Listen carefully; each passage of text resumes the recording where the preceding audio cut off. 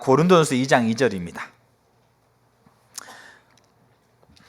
우리가 오늘 나누는, 지난주하고 오늘 나누는 하나님의 가치관을 우리가 잘 이해해야만 우리가 앞으로 우리가 나누어야 할 부분들에 대한 것들을 잘 이렇게 더 볼 수 있는 그런 문과도 같습니다. 그래서 2장 2절, 내가 너희 중에서 예수 그리스도와 그가 십자가에 못 박히신 것 외에는 아무것도 알지 아니하기로 작정하였습니다. 아멘. 이게 바울의 이야기인데 바울이 왜 이런 이야기를 하게 되었는지 우리가 좀 이렇게 살펴보려고 합니다. 그래서 우리가 신앙은 삶인데 그 삶을 한마디로 말하면 하나님의 부르심이다. 그래서 이 하나님의 부르심이 뭔가에 대한 정의를 제가 지난주에 이 화면으로 보여드렸습니다. 한번 방송팀 다시 한번 띄워봐 주실래요? 이 개념을 우리가 정말 갖는 게 필요합니다. 그게 내 삶이라는 것을 우리가 분명하게 너의 삶이 뭐냐, 네가 궁극적인 가치가 뭐냐라고 했을 때 한마디로 말하면 하나님 부르심입니다. 그러니까 세상에서 제가 지난주에 얘기했던 것처럼 너의 가치와 너의 행복과 네 자신이 누구냐에 대한 이 질문에 대한 대답을 세상은 계속 주기를 원했거든요. 근데 그 대답에 대해서 뭡니까? 그 시대에는 그게 정답인 것처럼 보였지만 조금 시간이 지나고 조금 문화가 발전되게 되면 그것 또한 정답이 아니라는 것을 금방금방 우리가 보게 됩니다. 근데 시작부터 끝까지 그 일관적으로 우리 가운데 네가 누구인지에 대한 어떤 게 가치 있는 거에 대한 대답을 일관적으로 주고 있는 진리는 하나밖에 없습니다. 그리고 그 진리에 대해서 한마디로 정의를 내리면 하나님의 부르심이다. 그렇게 정의를 내릴 수가 있는 거죠. 그래서 하나님의 부르심이 뭐냐? 하나님이 나를 하나님 자신에게로 부르셨기 때문에 내 존재, 내 소유, 내 행위 전체가 역동성과 헌신적으로 그분의 부르심에 반응해서 하나님을 섬기고 하나님과 동역하는 것이라는 진리, 이게 하나님의 부르심입니다. 이 개념을 우리가 분명하게 이해할 필요가 있어요. 그래서 다시 말씀드리면 하나님이 나를 하나님 자신에게로 부르셨기 때문에 내 존재, 내 소유, 내 행위 전체가 역동성과 헌신으로 하나님의 부르심에 반응해서 하나님을 섬기고 그리고 하나님과 동역한다는 것이라는 진리, 이게 하나님의 부르심입니다. 그래서 이것에 대한 우리가 이 개념을 우리가 분명하게 이해하고, 그러면 하나님께 부르신다는 말이 뭐지?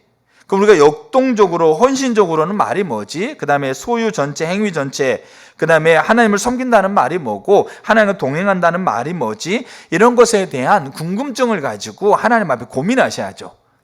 그러니까 신앙은 바울이 얘기하고 있는 것처럼 어떨 때는 신앙은 떠먹여 줄 때가 있어요. 어릴 때에는 젖을 먹을 만할 때는 떠먹여 준다는 거죠. 근데 문제는 뭐냐면 그 신앙이 고민하고 갈등하고 하나님 앞에 신음하면서 하나님이 가지고 있는 게 하나님의 정의가 뭔지를 찾고 그거를 내 삶에서 실행해 가면서 그 일들을 내 삶 가운데서 그게 하나님을 알아가는 지식이 세워지지 않으면 신앙 절대로 떠먹여 줘가지고는 잘할 수 없습니다. 그래서 우리가 고민하셔야 되는 거죠. 그냥 앉아서 뭡니까? 그냥 목회자가, 리더가 그렇게 가르쳐주면 그게 전부인 것처럼 아니죠. 그렇게 해서는 신앙은 한계가 있어요. 왜냐하면 신앙은 우리의 삶이 각자 다른 삶이기 때문에 그 삶의 자리에서 하나님이 주신 이 깨닫게 되어지고 만나게 되는 하나님을 아는 지식이 힘이 되어가지고 우리 신앙을 이끌어 가거든요. 근데 계속 떠먹여주는 것만을 가지고는 우리가 우리 현장의 자리에서 하나님을 아는 지식으로 우리의 삶을 이끌어가는 것에 한계가 있어요. 하나님의 능력이 없어서가 아니에요.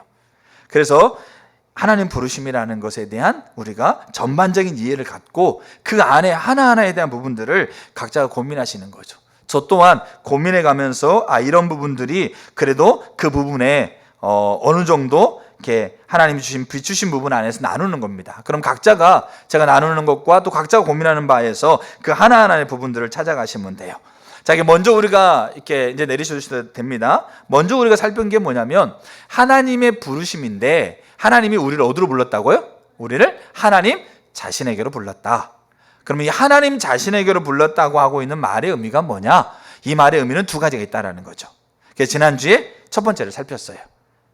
그 첫 번째가 뭐라고 살폈습니까? 하나님이 하나님 자신에게 나를 불렀는데 그 의미가 뭐냐라고 하고 있는 것은 하나님의 관점에서 내가 누구인지, 하나님께서 나를 위해서 어떤 일을 성취하셨는지, 하나님이 나를 어떻게 바라보시고 나를 향해서 하나님은 어떤 약속을 하고 있는지, 그것을 하나님이 알게 하기 위해서 하나님께로 부르신 거예요.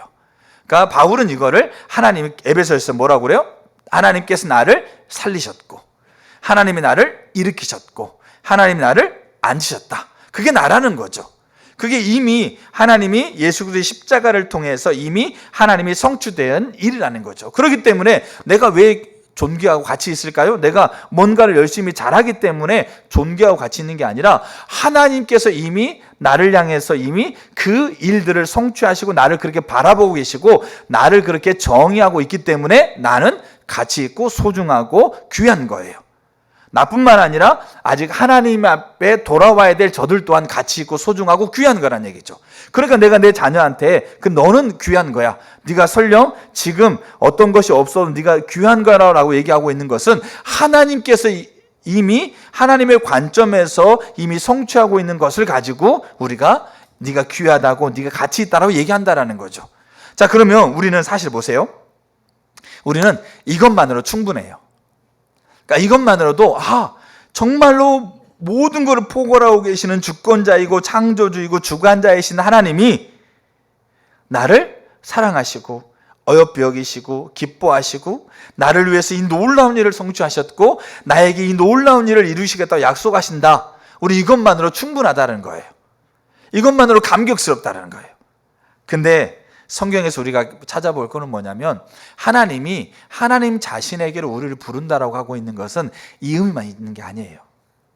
이 의미만 있는 게 아니고 동전의 양면처럼 요 하나의 의미가 같이 있다는 거예요. 근데 우리는 요 두 번째 의미에 대해서 우리는 별로 탐탁스럽게 여기지 않는다는 거예요. 별로 막 마음에 와닿게 받아들이지 않는다는 거예요. 왜냐? 이 두 번째 의미를 들으면 금방 이해가 돼요. 두 번째는 그냥 사랑하고 귀한 자고 내가 너를 위해서 모든 것 다 했고 너를 내가 모든 것 다 하는 그 존재로 내가 너를 그렇게 이끌어 가지고 너에게 다 해줄 거야. 그러면 감사하죠. 아멘이죠. 기쁨이 막 넘치는 거죠. 근데 이 두 번째 의미가 딱 등장하는 순간 우리 어떻게 한다는 겁니까? 그게 별로 그렇게 썩 와닿지 않아요. 그게 뭐냐? 오늘 이 두 번째 의미를 보려고 하는 겁니다. 이 두 개가 동전의 양면처럼 같이 있고요. 이 두 개가 하나님께서 하나님 자신으로 우리를 부르고 있다는 것을 이해해야만 그 뒤에 우리가 신앙의 삶으로서의 그 뒤에 나아가고 있는 것들을 우리가 전반적으로 우리가 받아들이고 거기에 동의하고 설 수 있게 돼요. 자, 그 일을 위해서 제가 한 가지 예를 들어줄게요. 제가 지난주에 책을 한 권 읽었습니다. 아주 얇은 책입니다. 헨리 나우엔 목사님이 썼던 나의 사랑, 나의 어여쁜 자라는 책이 있어요. 이 책에 이제 이분이 어떤 이야기를 펼쳐가고 있는데 그 책을 쓰게 됐던 배경에 대해서 쓰고 있어요. 그게 뭐냐면 뉴욕 타임즈 기자가 그를 찾아왔어요. 찾아와가지고 그 헨리 나우엔의 인생에 대한 것들을 기사로 쓰기 위해서 이제 그 신문 그 회사에서 결정하고 이제 기자가 이제 온 거죠. 와가지고 기자가 이제 헨리 나우엔과 대화를 하며 쓰고 있는데 가만히 쳐다보니까 이 기자가 자기가 하고 있는 일에 흥미가 별로 없어요. 그 다음에 열정적으로 막 헨리 나우엔을 알아가지고 막 기사를 더 이렇게 막 잘 쓰고 싶어하는 의욕도 없어. 그러니까 이 사람이 그냥 뭐로 온 겁니까? 그냥 회사에서 결정했는데 네가 가라 그래가지고 이 사람이 프레드라는 사람인데 그냥 온 거예요. 와가지고 그냥 얘기해가지고 그냥 이렇게 적는 거죠. 그래, 그렇게 하고 뭐 몇 가지 이제 질문들 놓고 하고 자기가 가지고 있는 직업에 대한 만족도도 없어 보이고 또 그 인터뷰하고 있는 대상에 대해서 더 알아가지고 더 이렇게 잘 쓰고자 하는 어떤 마음도 없어 보이고 자, 그렇게 해가지고 한 30분 인터뷰를 했어요. 30분 인터뷰하고 이제 이 기자가 이제 다 수첩이랑 다 정리하고 나서 이제 가방을 들고 돌아서면서 뭐라고 그러냐면 감사합니다 인사한 거죠. 그냥 의뢰하는 인사 있지 않습니까? 감사합니다라고 인사하는데 근데 이제 이 헨리 나우엔이 계속 30분 동안 대화하면서 이 사람의 뭔가 불편한 거를 본인도 느낀 거잖아요. 그래가지고 이 분이 감사합니다 의뢰 이제 이렇게 형식적으로 인사하고 돌아가려고 했을 때 헨리 나우엔이 딱 돌아서는 사람한테 그렇게 물어봐요. 기자님, 어떠세요? 하는 일이 마음에 드세요? 이렇게 물어봅니다. 그랬더니 이제 그냥 이제 그 기자는 그냥 별 생각 없이 아니요, 마음에 안 듭니다. 그냥 제 직업입니다. 이렇게 얘기하는 거예요. 그러니까 이제 엘리 나우엔이 또 물어보는 거죠. 아니, 그 직업이 마음에 안 드는데 왜 그 직업이 싫다면 왜 그 일을 계속하고 계세요? 그렇게 물어봅니다. 그럼 이제 우리가 너무나 많이 하는 대답이 있어요. 거의 이구동성하는 대답. 뭐라고 대답했겠어요? 물론 돈 때문입니다. 그럼 사는 얘기가 먹고 살아야 되기 때문에 그 일을 하고 있습니다. 그렇게 이제 그냥 이렇게 냉소 섞인 말로 그렇게 하고 있는 거죠. 근데 헨리 나우엔 목사님이 그 냉소적으로 얘기하고 있는 그 영혼 너머에 뭘 보게 됐냐면 정말로 자기가 가치 있고 풍성하고 그 다음에 자기가 원하는 걸 하고 싶어하는 열망이 그 안에 있는 거를 봤어요. 이제 보인 거죠. 그래서 물어본 거죠. 그럼 당신은 무슨 일을 하고 싶습니까? 그랬을 때 이 기자가 저는 소설을 쓰고 싶었습니다. 근데 그렇게 될 상황도 아니고 여건도 아니어서 그거 못하고 있습니다. 그래가지고 그냥 이제 뭐 이렇게 인사하고 가려고 하는 거죠. 그때 헨리 나우엔 목사님 그랬어요. 그러면 소설을 쓰십시오. 돈이 문제여서 먹고 사는 게 그렇게 문제라고 한다면 제가 돈을 어떻게 마련해 볼 테니까 제 사무실로 와가지고 1년 동안 여기 앉아가지고 소설을 쓰십시오. 그렇게 얘기한 거예요. 그러니까 이 기자가 이제 벙쪄가지고 이렇게 있다가 결국 어떻게 됐냐? 이 기자가 헨리 나우엔 목사님이 있는 사무실에 그 직장 그만두고 1년 동안 와서 글을 쓴 거예요. 근데 글을 쓰면서 이분이 이제 뭐 글만 쓰고 가만히 둔 게 아니고 뭐 있겠어요? 이제 얘기를 시작하겠죠. 그러면서 이분이 두 가지를 이 사람한테 집중적으로 얘기를 해요. 그 두 가지를 얘기하고 이 두 가지에 대한 4개 큰 주제들을 이제 얘기했던 것을 이제 엮은 게 이 책인 거예요. 나의 사랑, 나의 어여쁜 자라, 얇은 책이에요. 근데 두 가지가 뭐였느냐? 두 가지가 이거예요. 이게 하나님이 하나님 자신에게 우리를 불렀다라고 하고 있는 이 두 개를 얘기해 주고 있는 거예요. 하나가 뭐냐? 당신은 사랑받은 자가 된 겁니다. 그러니까 지금 이 사람이 사랑받는 자가 된 게 아니고 사랑받는 자라고, 당신은 사랑받는 자입니다. 그러니까 그러면서 자기 이야기를 들려주는 거죠. 자기도 자기 삶에서 그런 고민과 그런 뭔가 힘듦과 그런 것들이 있었는데 어느 날 하나님께서 위에서부터 자기에게 자기 안에 목소리가 들려왔대요. 부드럽게 속삭이는 목소리, 크게 선포하는 목소리가 들려왔는데 그게 넌 내 사랑하는 자요, 내 기뻐하는 자라, 그런 목소리가 들려왔대요. 자기가 그 내면의 목소리에 집중하면서 그 목소리에 귀를 기울였을 때 그때 그 중심에서부터 태초에 내가 너를 지명하였고 내가 너를 불렀나니 너는 내 것이라. 너는 내 사랑하는 자요 기뻐하는 자라. 너는 내 사랑하는 자가 되었다라고 하고 있는, 그러니까 이게 뭐냐면 그가 지금 어떤 것을 해서가 아니고 하나님이 세상에서 내가 너를 보낼 때부터 이미 너는 내 사랑하는 자가 된 존재로 내가 너를 보냈다. 내가 너를 지명하여 불렀나니 너는 내 것이라. 너는 내 사랑하는 자요 기뻐하는 자다라고 하고 있는 그 존재 핵심에 대해서 그 내면에서부터 이 하나님이 부르고 있는 소리를 들었다라는 거죠. 그리고 거기에 자기가 거기에 반응했다라는 부분입니다. 그래서 그 기자한테 가르쳐 준 게 첫 번째, 당신은 사랑받는 자입니다. 그게 이제 지금 그 당신의 모습이 지금 이 어떤 거 상관없이 당신의 존재는 사랑받는 자입니다. 그 다음에 두 번째 이렇게 한 게 뭐냐면 근데 사랑받는 자가 되어가는 겁니다. 이렇게 얘기를 해요. 사랑받는 자가 되어간다. 이 말은 뭐냐면 이 헨리 나우엔이 그렇게 정의를 내래요. 우리가 사랑받는 자가 되어간다라고 하고 있는 것은 우리가 생각하고 말하고 행동하는 모든 것에서 사랑받는 자가 되었다라는 그 진리를 구현하는 거다. 하나님 자신에게 우리를 불렀어요. 얼마나 하나님 앞에서 사랑스러운지, 귀한지, 그리고 살렸고 일으키셨고 앉으셨는지, 나를 향해서 하나님 무슨 일을 하셨는지, 나를 향해서 하나님 무슨 일을 계획하셨고 무슨 일을 성취하셨는지에 대한 것들을 너무나 하나님이 나로 하여금 하나님 관점에서 내가 누구인지를 알게 하기 위해서 하나님은 하나님 자신에게 불렀어요. 우리는 이것만으로도 감격스러워요. 우리는 이것만으로도, 제가 중학교 2학년 때 예수를 믿었어요. 근데 저는 지금도 사람과의 관계에서 어려움을 느끼는 부분이 있지만 그때는 더 내성적이었어요. 그냥 성실하고 착한 아이였어요. 초등학교 때도 교회 다니고 교회에서 야외에 소풍 가게 되면 애들이 사진 찍을 때 저는 그 사진을 저도 지금도 기억해요. 다 뭐 V 찍고 막 이렇게 난리 찍고 있는데 저 혼자 가만히 무릎을 꿇었나 차렷자세로 앉아 있었나 그래서 사진 찍은 거예요. 그러니까 저는 제일 부러웠던 게 뭐냐면 친구들 중에서도 뭐 공부 잘하고 뭐 이런 거 다 필요 없어. 그냥 모르는 사람 만났는데 한 1, 2분 얘기하면 한 10년 된 친구처럼 얘기하는 애들. 그런 애들이 제일 부러웠어요. 근데 제가 중학교 2학년 때 예수님 만나고요. 제가 막 소리를 치면서 환호성을 지르면서 와 내가 기쁘다 이렇게 하지는 못했어요. 왜냐 성격 자체가 워낙 내성적이니까 그렇게 표현하는 것도 잘 못했는데 근데 내 마음 중심에서요 말할 수 없는 감격이 있더라고요. 아 하나님이 나를 사랑하시는구나. 그 하나님의 사랑이 그 아들을 보내셔서 내 죄를 용서하시고 나를 자녀 삼으셨구나. 이 사실이 제가 깨달아지고 받아들여지는데 제 마음에서 막 사람들 앞에 가가지고 내가 막 기뻐요 막 이렇게는 못해요. 근데 말할 수 없는 기쁨과 감격이 내 안에서 생성되더라고요. 여러분 우리가요 이 내가 사랑받는 자라는 것만 분명하게 하나님 관점에서 알아도요 충분하다고 생각해요. 너무나 기쁘고 만족스럽고 너무나 행복하다고 생각한다라는 거죠. 근데 헨리 나우에는 목사님 그렇게 얘기한 거죠. 사랑받는 자가 되어가야 된다. 이 말은 네가 무슨 일을 하고 안 하고 여부에 따라서 하나님의 사랑이 주고 안 주고가 아니다.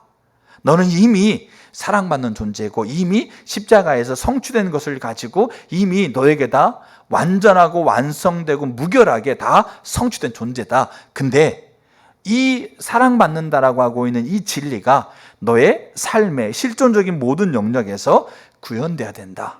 이게 사랑받는 자가 되어가는 거죠. 그러면서 뭐라고 얘기하냐면 일상적인 실존의 모든 영역에서 사랑받는 자가 되어간다라는 것이네. 사랑받는 자가 되어간다라는 것이란 그 진리 알겠죠? 진리가 뭐겠습니까? 너는 내 관점에서 너는 사랑받는 자야. 내 관점에서 너는 사랑의 대상이고 내가 너를 위해서 이 놀라운 일을 성취한 그리고 너에게 이거를 내가 너에게 주는 거야 라고 하고 있는 진리예요. 이 진리가 위에서부터 아래로 실제로 매 시간 내가 생각하고 말하고 행동하는 일상사속으로 계시된 그 진리를 붙잡는 것이다. 그렇게 얘기를 해요. 자 그러면 우리가 여기에서 우리가 봐야 될 게 있어요. 뭐냐? 하나님 자신의 우리를 불렀어요. 그러면 그 하나님의 관점에서 내가 누구인지를 보려고 하는 거죠. 그럼 두 번째는 뭐냐면 그 하나님의 부르심, 자신에게로 부르심의 두 번째 의미는 뭐냐면 하나님 자신을 추구하게 하는 거예요. 하나님만을 목적 삼게 하는 거죠. 하나님만을 사랑하게 하는 거예요. 하나님만을 깊이 붙들고 서게 하는 거예요. 그게 하나님께서 자신에게로 우리를 부르고 있는 의미 두 번째예요. 제가 말씀드렸죠. 첫 번째 의미만을 가지고 우리는 하나님 무조건적으로 우리를 사랑하고 우리에게 이 약속을 주시고 다 성취하셨다면 다 된다고 여겨요. 근데 두 번째 의미를 갖다 대면은 그것은 뭔가 부담스럽고 뭔가 불편하고 뭔가 우리를 그 사랑하고는 뭔가 좀 이렇게 다른 부분이라고 우리가 그렇게 생각할 수 있다는 얘기죠. 그리고 그것에 대해서 우리가 아니 사랑해서 그 사랑 안에서 충분하게 누리면 되지 뭘 또 지키라고 뭘 또 이렇게 추구하라고 뭘 또 하나님은 목적 삼으라고 뭘 조건을 제시하는 것처럼 그게 보인다는 거죠. 근데요 우리가 이제 요 말의 의미가 뭔가를 제가 두 번째 살필 것이고 첫 번째 우리가 이걸 먼저 봐야 돼요. 그게 뭐냐면 요 두 개의 의미가 이게 같이 있다라고 하고 있는 것을 우리가 이해를 하셔야 돼요. 알겠죠? 이해를 하실 때 두 가지 측면에서 이해하는 게 필요해요. 첫 번째가 뭐냐면 우리가 하나님을 오해하면 안 돼요. 하나님을 오해하면 안 돼. 제가 금요일 날 정말 저는 뚜렷해요. 제가 그런 부분들이 많이 없었는데 금요일 날 자고 있는데 하나님이 갑자기 저에게 어떤 단어를 깨닫게 하시면 오해라는 단어를 딱 생각나게 하셨어요. 오해. 그러니까 제가 즉각적으로 오해라는 단어가 생각나니까 즉각적으로 제가 어떻게 얘기했어요? 아, 내가 지금 혹시 어떤 사람들을 오해하고 있는 게 있는가? 이제 이거를 살폈어요. 뭐 지체들 아니면 아내 아니면 내 관계 안에서 내가 어떤 사람들을 오해하고 있는 거 있는가라고 이렇게 오해라는 단어가 너무 선명하게 떠오르니까 그렇게 내 자신을 이렇게 지체들과 관계, 아내와의 관계 또 이렇게 뭡니까? 다른 사람 관계를 이렇게 쭉 살펴봤는데 제가 오해하고 있는 게 없는 것 같아. 근데요, 제가 어떤 말이 불쑥 들었냐면 하나님을 향해서 내가 오해하고 있는 거죠. 그러니까 하나님을, 그러니까 사람들과 관계에서 내가 다른 사람들 오해하고 있지 않는 것 같은데, 그러니까 나는 오해하고 있는 게 없어라고 생각하고 있는 그 순간에 하나님을 향해서 제가 지금 하나님을 오해하고 있는 거예요. 그렇게 깨닫고 난 다음에 너무나 놀랬거든요. 그러고 나서 아침에 사무실 나와가지고 성경을 묵상했어요. 근데 이사야서 36장을 묵상하고 있는데 나와 똑같은 사람이 여기 등장하더라고요. 이게 누구냐? 이게 누굴 것 같으세요? 이사야도 아니고 이스라엘 백성도 아니고 아수르 왕이었어요.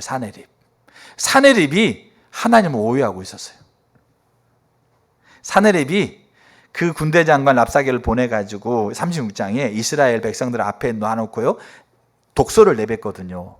근데 그 독소의 요지가 뭔지 아세요? 사네립이 그렇게 얘기를 해요. 이 군대 장관이 아수르 왕이니까 자기가 이스라엘을 지금 정복하려고 지금 하고 있는데 너희들이 항복해라, 이런 얘기 쉽게 말해서. 근데 이스라엘을 정복하려고 하기 전에 이미 아수르는 그 주변에 있는 나라들을 정복했겠어요, 안 했겠어요? 정복한 거예요. 근데 이런 얘기를 하는 거죠. 이스라엘을 향해서 이렇게 저주하면서 이렇게 날선말을 내뱉고 비난하고 항복을 이렇게 종용하고 있는데, 그게 뭐냐면 내가 너희 나라를 쳐들어오기 전에 다른 나라들과 전쟁을 했다. 근데 다른 나라들도 자기 나라들이 믿고 있는 신이 있었다, 없었다? 신이 있었다. 그럼 그 신이 전쟁에서 자기를 도와줄 거라고 그들이 믿었다, 안 믿었다? 믿었다. 근데 내가 그 나라와 전쟁했을 때, 내가 전쟁하러 가서 그 나라와 전쟁했을 때 그들이 믿고 있는 신이 그 나라를 보호해 준 나라가 한 나라도 없다. 내가 다 이겼다라는 거죠. 각자 나라마다 그 나라를 지켜주고 보호해주고 도와줄 신들을 다 가지고 있었는데, 내가 가서 전쟁을 하게 되면 다 내 발 아래 다 무릎을 꿇고 무너졌다는 얘기죠. 그러니까 너희들은, 이스라엘, 너희도 똑같이 누구를 믿고 있다? 여호와라는 신을 믿고 있지. 그럼 그 여호와라는 신이 내가 여러 나라를 전쟁해서 믿고 있는 그 신들처럼 너희들 지켜줄 수 있겠느냐? 안 된다는 얘기예요. 그러면서 랍사게를 통해서 그 이스라엘 백성들 향해서 날선 비난하는 저주를 퍼붓고 있죠. 빨리 항복해라. 그렇지 않으면 완전하게 다 멸망할 것이다. 근데요, 이게 사네립의 오해였어요. 자기가 가지고 있고 자기가 경험했던 바를 가지고 누구를 오해하고 있는 거죠? 하나님을 오해하고 있어요. 그럼 히스기야가요, 그 랍사게나 사네립을 대하지 않고요, 히스기야가 그 조소를 들고 성전 안으로 들어가요. 그리고 이사야가 나중에 예언합니다. 아수르가 철저하게 무너질 것이고 사네립이 네가 죽을 거다. 결국 며칠이 안 돼서 사네립이 죽어요. 근데 제가 오해라는 단어를 생각나가지고 성경에서 오해를 찾았어요. 근데 신약 성경에 딱 두 구절 나와요. 오해가. 그게 무슨 구절이냐면, 예수께서 이르시되 너희가 성경도 하나님의 능력도 알지 못함으로 오해했다, 이런 얘기가 나와요. 그러니까 이게 어디 배경에 나오냐면, 이게 마태복음하고 마가복음 딱 두 구절에 똑같은 배경이 나오거든요. 이게 뭐냐면 사두개인들이 예수님에게 따지는 거죠. 예수님이 부활에 대해서 얘기하고 그렇게 부활을 대해서 계속 이렇게 나누고 그랬어요. 사두개인들이 따지는 거죠. 뭐라 따지냐면, 사두개인은 구약 모세오경만 믿습니다. 바리새인은 구약성경 전체를 믿고. 그러니까 이 모세오경은 부활이라는 단어가 안 나와요. 또 부활을 연상하고 있는 그런 어떤 배경도 안 나와요. 알겠죠? 자, 근데 그래서 물어봐요. 어떤 여인이 어떤 사람하고 결혼했는데 이 사람이 자녀를 낳지 않고 죽었다. 근데 이 남자에게 형제가 몇 명 있었다? 7명 있었는데 왜냐하면 그 당시에는 그 자손을 잇기 위해서 남편이 죽으면 남편의 동생과 결혼해가지고 아이를 낳아서 그 가문을 이어가는 게 그게 그 당시에 법이었었어요. 알겠죠? 지금은 그렇게 안 합니다. 알겠죠? 자, 근데 그러면 한 명 죽고 또 2명째 결혼했는데 또 아이 없이 죽고, 그래서 7명까지 다 결혼했다. 있을 수 없는 얘기인데 그렇게 얘기하는 거죠. 그러면 부활한다고 하는데 나중에 부활해가지고 이 여인이 과연 부활한 데 가가지고 이 여인이 누구의 아내가 되겠느냐, 이렇게 물어보는 거예요. 그때 예수님이 했던 얘기가 뭐냐면, 너희가 성경도 너희가 하나님의 능력도 알지 못하는 거로 오해한다, 이렇게 돼 있어요. 그러니까 우리가 지금 잘 보세요. 하나님이 사랑하고 하나님의 관점에서 내가 누구인지를 아는 것만으로 감격스러워, 이게 정말 이것만 있어도 충분할 것 같아. 근데 거기에 하나님 목적, 하나님이 전부가 돼야 된다, 하나님만을 추구해야 된다, 이거는 뭔가 좀 불편한 게 좀 느껴져. 근데 이 두 개가 같이 하나님 자신에게로 우리를 부르고 있다는 것을 이해하는데 요 것을 우리가 알 필요가 있다는 거죠. 무슨 말이냐? 여러분 절대 하나님 오해하시면 안 돼요. 절대 하나님 오해하시면 안 돼요. 자 보세요. 제가 하나만 예를 들게요. 원래 두 가지 일부에 나눴었는데 하나가 뭐냐면 율법을 보세요. 율법이 뭡니까? 우리가 지켜야 될 규례와 규칙과 계명으로서 하나님께서 우리에게 주고 있는 거죠. 그러면 하나님이 우리에게 율법을 주시고 있는 것에서 우리가 오해하면 안 돼요. 율법을 주신 시기와 율법의 목적을 통해서 우리는 그 율법을 하나님께서 주고 있는 의도를 우리가 볼 수 있어요.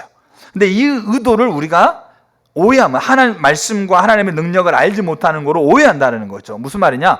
하나님이 율법을 주신 시기가 있습니다. 율법을 언제 주셨느냐? 출애굽기 20장에 이제 하나님께서 여호와가 너에게 이르노라 나 위에 신을 두지 말고 우상을 두지 말고 이러면서 계명을 쭉 얘기하세요. 알겠죠? 근데 그 앞뒤로 나오겠지만 그 율법을 주고 있는 하나님께 율법을 주고 있는 시기는 분명하게 이스라엘을 시내산에 이끌어내고 있는 그 시기 이후예요. 그 말은 무슨 말이냐면 하나님이 애굽에서 이스라엘이 400년 이상을 노예 생활하고 있었어요. 근데 이스라엘이 그 노예 생활이 너무 힘들어가지고 하나님 앞에 하나님 우리를 좀 이렇게 도와주세요. 하나님 우리를 이 노예 이 정말로 어려운 환경에서 하나님께서 우리를 좀 구해주세요. 우리가 믿는 신이 하나님이신데 우리 조상 아브라함 때부터 하나님께서 그렇게 하나님의 우리 조상과 우리 민족을 책임져 주시는 분인데 왜 우리가 400년 동안 이런 노예 생활하고 있어요? 하나님 이 노예 생활의 힘듦에서 우리를 좀 해결해 주세요. 이 어렵고 힘든 경제적으로 육신적으로 관계적으로 정말 척박하고 힘든 이 자리에서 하나님 우리를 좀 꺼내주세요.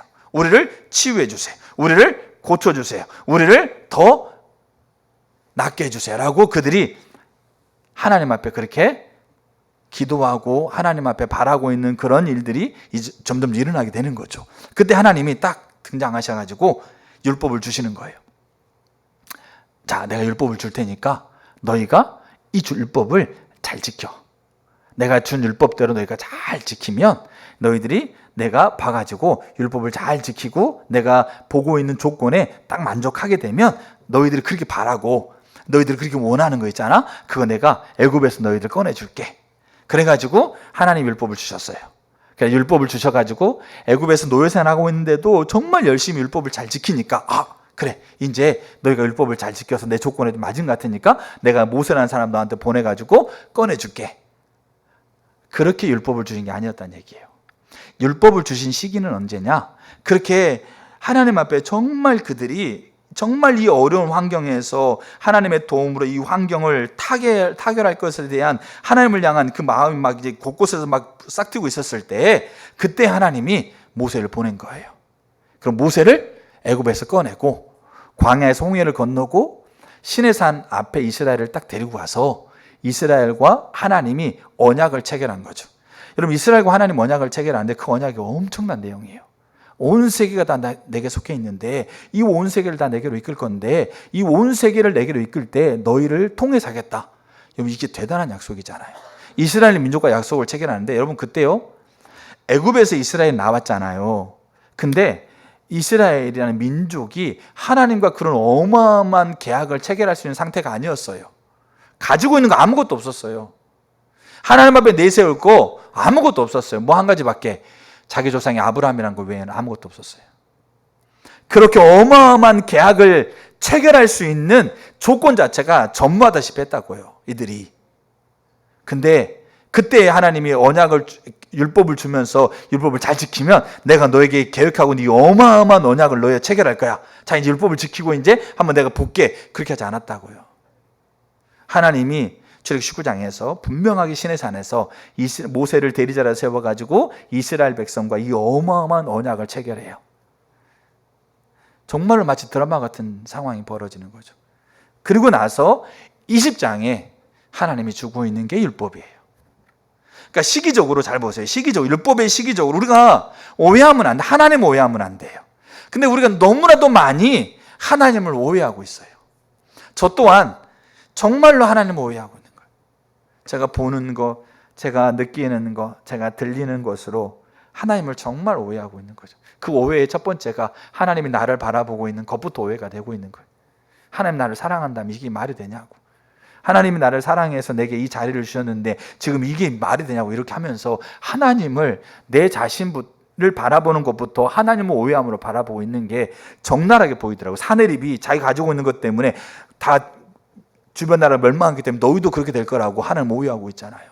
결국 사내립 죽습니다. 우리 하나님 오해하면 안 돼요. 그렇게 율법을 그렇게 그 시기상으로 보게 되면 율법은 맨 나중이었어요. 그 율법을 왜 줬을까? 쉽게 말하면 하나님께서 그들에게 성취하고 하나님 자신에게 부르고 있는 금이 있지 않습니까? 내가 사랑받는 자고 나를 위해서 이 거대한 약속을 하셨고 이 일을 이미 성취하셨다? 그럼 이게 전부가 이게 그럼 끝이냐? 그렇지 않다는 거죠. 그게 너희들에게 실제로 너희 삶에서 누려져야 되지 않습니까? 신앙은 이론이 아니잖아요. 하나님 나를 사랑한다는 거 100번, 1000번, 100만 번 주문처럼 외우면 그 사랑이 내게 실제가 됩니까? 그럼 뭐 다 하죠. 우리가 못하겠어요?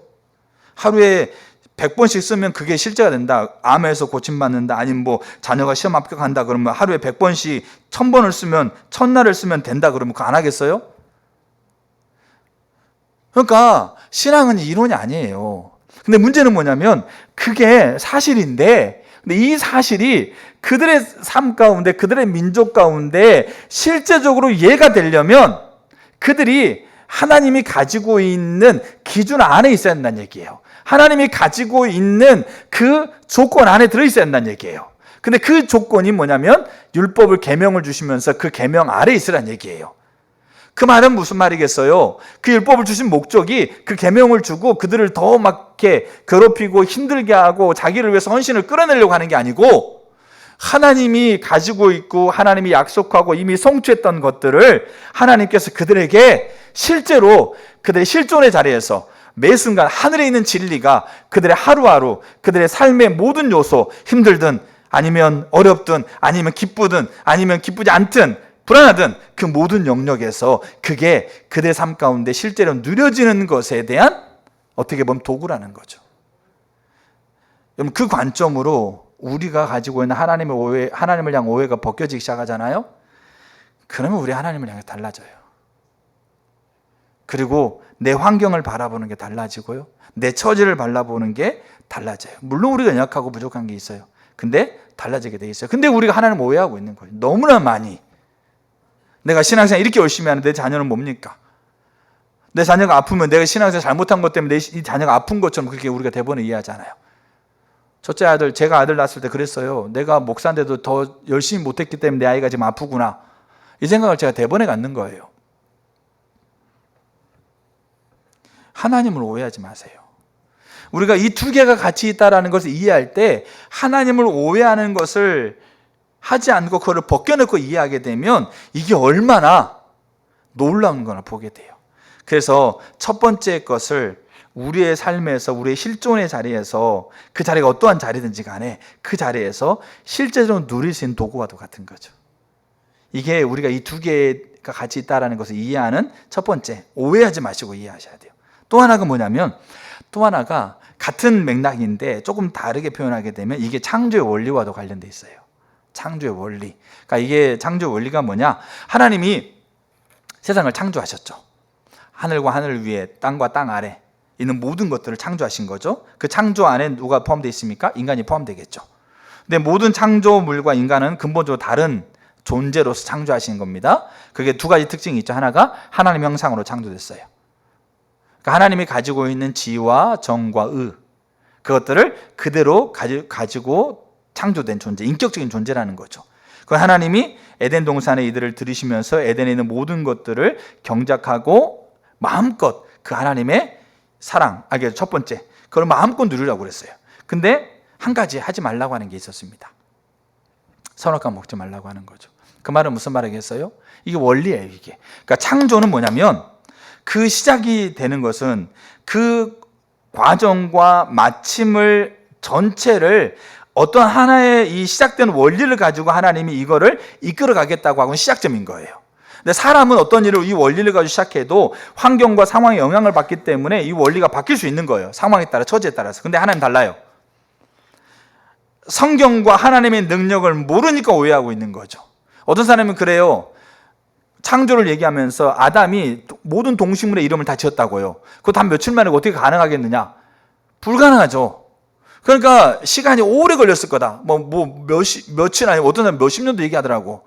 근데요, 성경과 하나님 능력을 몰라서 오해하고 있는 거죠. 하나님과 하루에 못 하시겠어요? 여러분, 성경이 6일 창조예요. 6년이 아니고 60년, 600년이 아니고 6일이에요. 저녁이 되고 아침이 되니까 첫날이에요. 그 말은 무슨 말이겠어요? 하나님이 하루 만에 그거 못 하시겠냐고요. 근데 어떻게 하루 만에 그거 되겠느냐라고 생각한다라는 거죠. 이게 뭐예요? 성경과 하나님의 능력을 몰라서 오해하고 있는 거란 얘기예요. 그러니까 창조의 원리, 사람은 시작해도 상황에 따라 바뀌고 원리가 바뀔 수 있다고 생각하지만 하나님은 달라요. 성경과 하나님의 능력을 알면 우리가 오해하지 않는다니까요. 그러니까 하나님이 창조 때 과정과 끝에 대한 모든 것들을 이 창조 때 다 끝내버린 거예요. 이 원리를. 알겠죠? 근데 이 원리가 뭐겠어요? 이 원리가 그냥 하나님이라고 하고 있는, 주고 있는 그 사랑 안에서 그냥 무작정 명령을 받은 존재로서 그냥 이거 하라, 이거 하라고 하면 그냥 아무것도 할 수 없는 존재로서 그냥 명령을 복종할 수 있는 존재로 하나님 만들어 놓은 게 아니었다는 얘기죠. 하나님이 가지고 있는 인격적 형상을 부여하시고 이들로 하여금, 잘 보세요. 이들로 하여금 에덴 동산에 머무느냐, 하나님이 주고 있는 모든 생명을 누리느냐, 아니면 에덴에서 떠나느냐에 대한 결정을 누가 하는 것처럼 보입니까? 하나님이 결정을 하고 하나님이 쫓아내는 것도 하나님이시고 머물게 하는 것도 하나님인데, 성경을 보게 되면 뭐의 결과로 그들이 에덴에서 쫓겨나요? 선악과를 따먹는 결과를 쫓겨나는 거죠. 그 말인즉슨 뭐냐면 원리가, 창조 원리가 그런 거예요. 하나님이 사랑이 있고 하나님이 나를 위해서 이루는 완벽하고 무결한 게 있고, 그게 하나님이 완벽한 무결한 내게 약속했어도 그 에덴 동산에서 이들이 아담의 선악과를 안 먹고 있을 때는 이 안에서 머물게 되는 거예요. 근데 아담의 선악과 먹게 되어지게 되면 이 안에서 머물 수가 없는 거예요. 그게 창조 원리예요. 이 창조 원리를 가지고 우리가 하나님께서 자기 자신에게로 부르고 있다라는 이것들을 보게 되어지게 되면 이게 그 하나님이 시작했던 원리이고 과정과 끝에 변하지 않는 원리로 지금 하나님이 지금 이 일을 우리에게, 하나님 자신에게로 부르면서 우리에게 이 두 가지 의미를 가르쳐주고 있다는 것이 그게 당연한 거예요. 어거지가 아니고 사랑했다라고 하면서 조건을 제시하고 있는 게 아니고 그 두 가지의 의미를 가지고 요 두 가지를 우리가 이해하는 게 필요하다는 거죠. 절대 하나님 오해하지 마시고요. 창조 원리를 가지고 이 두 가지 것을 보세요. 자, 첫째가 뭐라고요? 하나님의 관점에서 내가 누구인지를 봐라. 네가 얼마나 사랑받고 존귀하고 기뻐하는 자인지를 네가 알아라. 내가 너를 위해서 얼마나 완전하고 무결한 걸 성취했고 너에게 그걸 약속하고 있는지, 그게 너다. 이걸 봐라. 두 번째, 하나님 자신을 부르시면서 뭐라고 얘기하는 겁니까? 네가 나만을 추구해야 된다. 네가 내 얼굴을 구해야 되고 나만을 목적으로 삼아야 된다. 이게 두 번째 목적이에요. 두 번째 의미예요. 여러분, 그래서 다윗이건 바울이건 모세건 이런 사람들 있지 않습니까? 이 두 개의 의미를 하나님 자신에게로 자기를 부르고 있다는 의미로 이들이 받아들였어요. 그래서 로마서 오늘 읽었던 성경 본문에 바울은 뭐라고 그러냐면, 나는 십자가에 못 박히신 예수 그리스도 그분만을 알기로 작정한다. 그렇게 표현하고 있는 거죠. 자, 그러면 이제 두 번째, 이 하나님 자신을 추구하고 있고 하나님을 목적 삼고 하나님의 얼굴을 구하고 하나님 그분만을 구한다는 것이 어떤 부분인지를 이제 간단하게 좀 나누고 마치려고 해요. 제가 아침에 예배 드리고 있는데 저도 어제 좀 이렇게 말씀을 준비하러 교회 나왔어요. 아내에게 아이들 맡겨놓고 저녁 한 8시쯤 나와가지고 한 12시인가? 넘어 들어갔었는데, 근데 그 중에 2시간은 제가 딴짓하고 있었어요. 토요일날 저녁에. 그런 적이 많지 않는데 어제는 유독 그랬어요. 그러다 보니까 집에 들어가는데 엄청 죄책감 들리더라고요. 목사가 토요일날 아내한테 애들 맡겨놓고 설교 준비하러 이렇게 사무실에 앉아갖고 아무도 없는 저녁에 뭐 하고 있었겠어요? 뭐 나쁜 일 아닙니다. 그렇죠? 그러니까 마음이 너무, 그러니까 한 3시간 있었는데 1시간은 그래도 뭐 이렇게 말씀 정리하고 있었는데 나머지 2시간은 어쨌하고 있은 거죠. 뭐 아내는 이제 자고 있으니까 말도 못하고. 근데 아침까지 눌리는 거죠, 그게. 그래가지고 아침에 앉아서 예배를 드리는데, 찬양응배, 오늘 11시 찬양응배도 지금 제가 나누고자 하는 내용들이 다 그 안에 담겨 있어 너무 감사하더라고요. 근데 나는 그렇게 하고 있는데 그때 하나님이 저에게 어떤 부분을 제가 지금 말씀을 준비하고 있는 것에 그 다음 거를 제가 여기까지만 생각했었는데 여기에서 연결되고 있는 이 부분을 하나님 좀 생각나게 하신 게 있어요. 그러니까 제가 그 생각 깨달아지니까 제가 너무 하나님 앞에 감사하더라고요. 감사하면서 제 안에 있는 죄책감들이 내려지고 그렇게 서게 되는 거죠. 쉽게 제가 막 이렇게 주저리주저 합니다. 자, 근데 그게 뭐였느냐? 근데 저는 이게 너무 중요한 부분이라고 봐요. 자, 이제 두 번째 이제 봅니다. 하나님 자신에게 우리를 불렀다. 우리는 첫 번째만으로 우리는 다 만족하고 다 충분하다고 생각해요. 근데 두 번째 하나님을 추구해라, 하나님 목적 삼아라, 그렇게 하고 있는 것을 그 의미다라고 얘기했을 때 이 부분을 이제 우리가 좀 살펴보려고 해요. 자, 제가 몇몇 사람들의 얘기를 통해서 우리가 다 알고 있는 얘기지만 몇몇 사람들의 얘기를 통해서 제가 그 부분을 좀 설명을 드릴게요. 자, 첫 번째가 뭐냐면 다윗이에요. 다윗, 바울, 모세, 사무엘, 예수님 이렇게 간단하게 제가 말씀 나눌게요. 자, 다윗 보게 되면 사무엘하 7장 한번 보세요. 자, 제가 성경 구절 그 방송팀에 있는데 한번 띄워봐 주세요. 사무엘하 7장. 그럼 이게 하나님이 다윗에게 하고 있는 약속이에요. 이게 다윗에게 하고 있는 다윗의 언약입니다. 이게 이스라엘 민족의 지속적으로 예레미야서까지 이스라엘이 멸망할 때까지 이 약속이 언약이 계속 이어집니다. 자, 사무엘하 7장 8절을 보시게 되면, 자, 방송 안 띄워졌어요? 사무엘하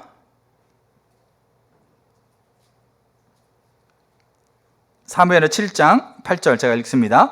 그러므로 이제 내 종 다윗에게, 그러니까 지금 뭡니까? 나단에게 하나님이 다윗에게 이 언약을 지금 선포하게 하신 거예요. 그러므로 이제 내 종 다윗에게 이와 같이 말하라. 만군의 여호와께서 이와 같이 말씀하시기를 내가 너를 목장 곧 양을 따르는 데에서 데려다가 내 백성 이스라엘의 주권자로 삼고 내가 가는 모든 곳에서 내가 너와 함께 있어 내 모든 원수를 내 앞에서 멸하였은즉 땅에서 위대한 자들의 이름같이 내 이름이 위대하게 만들어 주리라. 자, 쭉 넘어가서 12절. 자, 그렇게 하고 나서 내 수완이 차서, 이 말은 네가 이제 육신의 생명이 이제 다 끝나서 내 조상들과 함께 누웠을 때 내가 내 몸에서 날 내 씨를 내 뒤에 세워 그의 나라를 견고하게 하리라. 자, 이게 뭐냐면 이게 첫 번째 내용이에요. 우리가 이제 그 하나님 자신에게로 부르고 있다는 것에 두 가지 의미라고 한다면 요게 첫 번째 내용이에요. 다윗이 뭡니까? 왕으로 되었을 때 그때 하나님께서 다윗에게 나의 관점에서 너는 이렇게 귀한 존재이고 사랑받는 존재이고 내가 너를 위해서 일을 행했고 일을 성취했고 내가 너에게 이걸 해주기로 약속한다. 이 내용인 거죠. 첫 번째. 다윗은 여러분 있지 않습니까? 이게 다윗에게 얼마나 감격스러운지 몰라요. 그러니까 이것만으로 다윗은 정말 충분했어요. 근데 시편 27편 4절에 우리가 다 알고 있는 것처럼 시편 27편 4절에 다윗이 자기 인생에 딱 한 가지 소원이 있습니다. 그렇게 얘기하고 있는 거죠. 자, 시편 27편 4절. 내가 여호와께 바라는 한 가지 일 그것을 구하리니 곧 내가 내 평생에 여호와의 집에 살면서 여호와의 아름다움을 바라보며 그의 성전에서 사모하는 그것이라. 그러니까 이게 무슨 말씀이냐면 다윗이 하나님 자신에게로 하나님이 자기를 불렀는데 그 부르는 가운데 이 첫 번째 의미가 어마어마하게 이 첫 번째 의미가 나라는 존재라는 것을 하나님이 다윗에게 얘기한 거예요. 근데 다윗은 이걸로 충분합니다. 이제 나는 이제 이것이 내게 있으니까 나는 다 됐습니다. 이렇게 하고 있지 않고 다윗이 자기의 평생의 소원이 뭐냐면 하나님 알기를 원하는 거다. 하나님의 목적이 내 목적이 되기를 원하고 하나님을 추구하는 거다라고 얘기하고 있는 거예요. 왜냐? 이 두 개가 하나님 자신에게로 자기를 불렀다고 하고 있는 것에 대한 이해를 가지고 있기 때문에 그런 거예요. 그러면 보세요. 하나님만이 나의 전부이고 하나님을 알기 원하는 게 내 소원입니다. 하나님 영광을 보는 게 내 원하는 바입니다. 여러분 이거 다윗이 그냥 매일매일 그냥 하나님 앞에 매일매일 그냥 주문처럼 고백했다. 이게 아니란 얘기예요. 우리도 이론적으로 매일매일 주문처럼 매일매일 그냥 뭡니까? 하나님 앞에 외치는 어떤 기도문처럼 매일매일 할 수 있다고요. 근데 다윗은 지금 그 얘기가 아니에요. 그러면 제가 한 가지 예를 들어볼게요. 그러니까 이 부분을 아침에 저희가 하나님 여기까지만 나누려고 해서 아침에 이 부분을 보이게 한 건데 그게 뭐냐면 자 다윗이 잘 보세요. 왕이 됐어요. 블레셋에게 빼앗겼던 언약궤가 이제 다윗의 예루살렘 성으로 이제 가지고 왔습니다.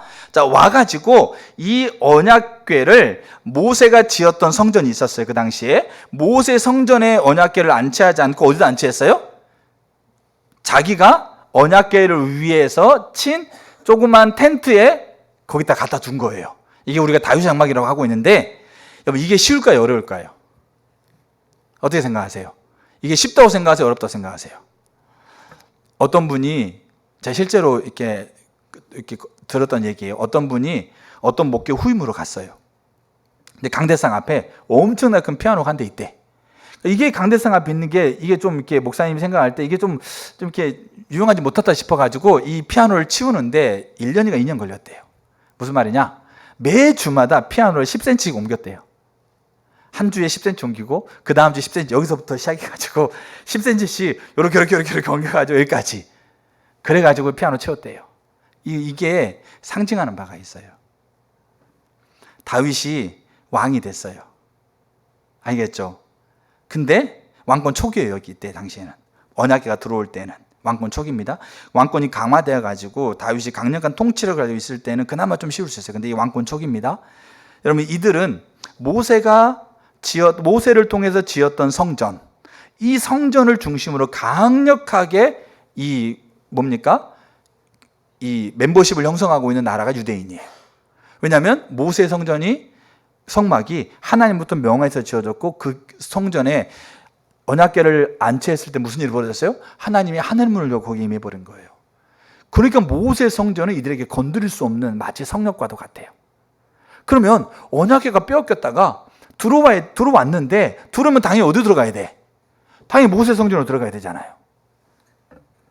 근데 왕 집정 초기에 또 특별히 사울이라는 왕을 어떻게 보면 죽이고 왕이 된 입장에서, 본인이 안 죽였는데, 알겠죠? 그렇게 반역하고 왕이 되고 있는 입장에서 어떻게 보면 그 이스라엘이, 유대인들이 가지고 있는 그 전통과 규율과 규칙에 그래도 이렇게 좀 순응하면서 거기에 맞춰줘야 되는데, 근데 이 다윗은 그러지 않았어요. 그 언약궤를 직접 자기가 친 조그만 텐트 안에 집어넣어버린 거예요. 어떻게 말하면. 이게 쉬운 것 같으세요? 이게 어려운 거예요. 다윗이 내 평생에 한 가지 소원이 하나님을 바라보고 하나님의 영광을 보고 그 성전을 사모하는 겁니다. 그러니까 이 두 번째 측면을 지금 얘기하고 있잖아요. 그것이 다윗이 매일매일 주문처럼 읊조리고 있는 것만이 아니었어요. 매일매일 내 마음에 다짐해야지 막 나를 계속 내 최면처럼 계속 내가 나에게 막 계속 당부하고 있는 그런 정도가 아니었어요. 뭐였어요? 자기가 전부를 걸고 하나님께서 주고 있는 그 부분 앞에 자기의 전부를 매 순간 걸은 거죠. 그 하나가 언약궤를 모세 성전에 안 집어넣고 그 다윗이 친 장막에 집어넣은 거였어요. 오늘 읽었던 바울 보세요. 내가 그리스도 외에는 아무것도 알지 않기로 작정했다. 여러분 우리가 바울을 보게 되면, 바울이 성경을 신약성경 절반 이상을 썼잖아요. 근데 바울의 성경이 가장 먼저 쓴 성경이 갈라디아서, 데살로니가서예요. 그 다음에 고린도서예요. 그 말은 바울의 서신은 특징이 있어요. 어떤 특징이 있냐? 그 당시에 살아있는 지체들, 그 공동체, 교회의 어떤 상황과 문제에 다윗이 답변하는 부분으로서의 편지를 쓴 책들이 오늘날 성경이 된 거예요. 그 말은 그 앞에 써진 갈라디아서라고 하고 있는 거는 바울이 먼 미래에 쓴 게 아니고 갈라디아서 쓰고 있는 그 환경에서 바울이 그 갈라디아 교회에 대한 문제에 대한 답변인 거죠. 그러니까 초창기 서신이 갈라디아, 데살로, 고린도예요. 알겠죠? 그 말은 초창기 때 바울이 뭐라고 그럽니까? 요 두 개를 하나님이 다메섹에서 자기를 하나님께로 불렀어요. 이 부르심의 두 가지 의미를 분명하게 보았기 때문에 바울이 초창기 때, 사역 초기 때 내가 십자가에 못 박힌 예수 그리스도만 알기로 작정한다, 이렇게 쓰고 있는 거죠. 자, 그러고 나서 그 다음에 사역 후기에 에베소, 골로새, 빌립보, 요 서신은 바울의 옥중 서신입니다. 이 말은 사역의 후반기예요. 그 다음에 디모데, 전후서, 디도서가 끝인데, 그러면 이 사역의 후반 때는 바울의 영성과 바울이 그 당시에 유대 사회라든지 그 당시에 이 고대 근동 안에서 바울이 가지고 있는 그 영적인 영향력을 감히 범접할 수가 없는 때예요. 비록 자기가 감옥에 갇혀 있지만, 아시겠죠? 그러니까 사역 초기가 아니었다는 얘기예요. 사역에 점점 이 놀라운 이 유럽 뭡니까 전도, 아시아 전도 통해서 바울이라는 인물이 정말로 모든 세계의 영적인 1인자로 우뚝 서고 있는 시점인 거죠. 그런데 이때 바울이 빌립보 3장에서 우리가 너무나 잘 알고 있는, 내가 그리스도 예수를 아는 것이 가장 고상해서 나는 예수만 알기를 원한다. 똑같이 사역 초기에 그냥 신학교 들어가고 있는 전도사 때, 그 다음에 놀라운 일을 벌어지고 그 놀라운 영적인 성장을 이루면서 그 영향력이 극대화됐을 때, 그때 똑같이 고백하고 있는 게 뭡니까? 내가 예수만 알기를 원한다. 예수가 가장 고상하기 때문에 나는 예수만 알기를 원한다. 그렇게 얘기하고 있는 거죠. 근데 이게 바울이 주문처럼 자기 자신에게 하고 있는 최면이 아니었다는 얘기예요. 그 말은 무슨 말이냐? 빌립보 3장을 보게 되면 그렇게 돼 있어요. 내가 모든 것을 다 해로 여긴다. 그럼 하고 있는 얘기는 뭐냐면, 나에게 유익했던 것마저도 나는 다 해로 여긴다, 이렇게 돼 있어요. 그럼 그 유익했던 게 뭐겠어요? 하나님이 그를 통해서 일어났던 어마어마한 것들이에요. 근데 그거를 하나님을 알고 하나님을 목적하기 위해서 그거를 내가 해로 치부해버린다는 얘기예요.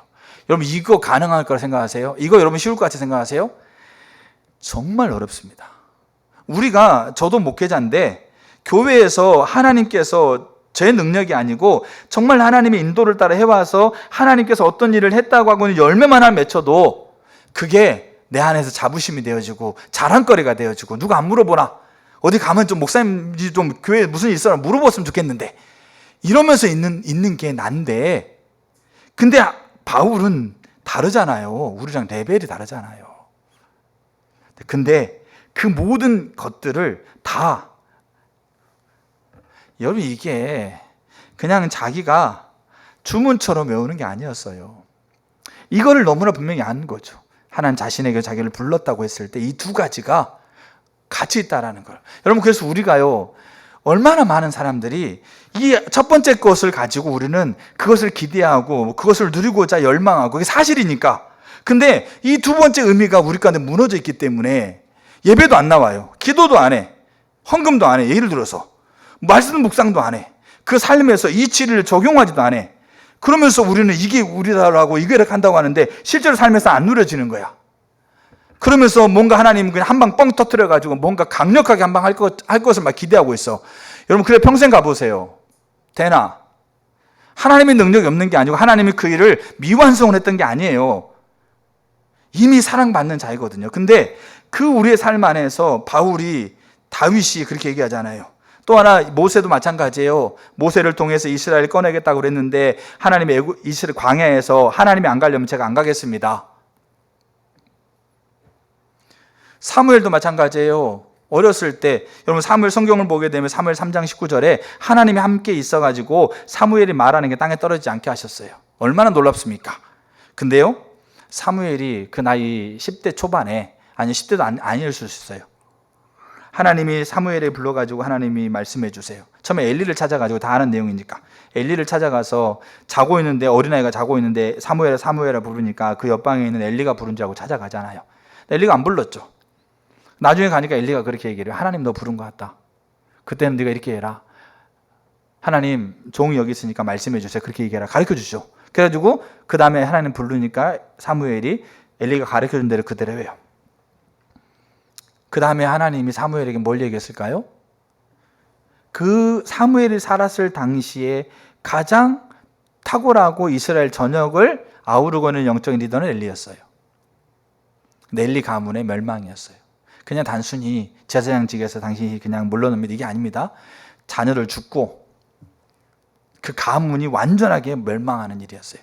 근데 그걸 듣는 것만 충격이잖아요. 근데 그 다음날 아침에 엘리가 물어봐요.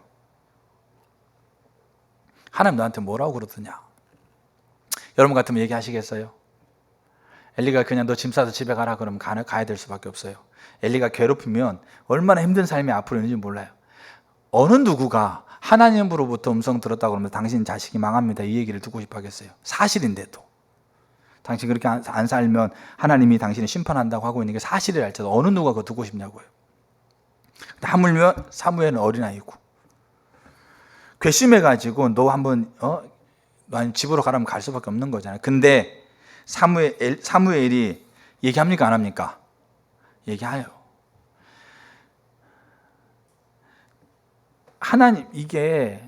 그게 사무엘이 어렸을 때부터 배워온 거였고, 하나님이 자기로 불렀다고 그랬을 때 자기에게 이렇게 하나님 관점에 자기가 누구인가를 아는 것과 함께 하나님이 전부가 되어지고 하나님을 추구하고 하나님만을 목적 삼는 것이 함께 있다라는 것을 아는 자들은 다르다고요. 그거를 이해하는 자들은 다르다고요. 그걸 이해하는 자들은 사실은 하나님을 오해하지도 않아요. 사실은.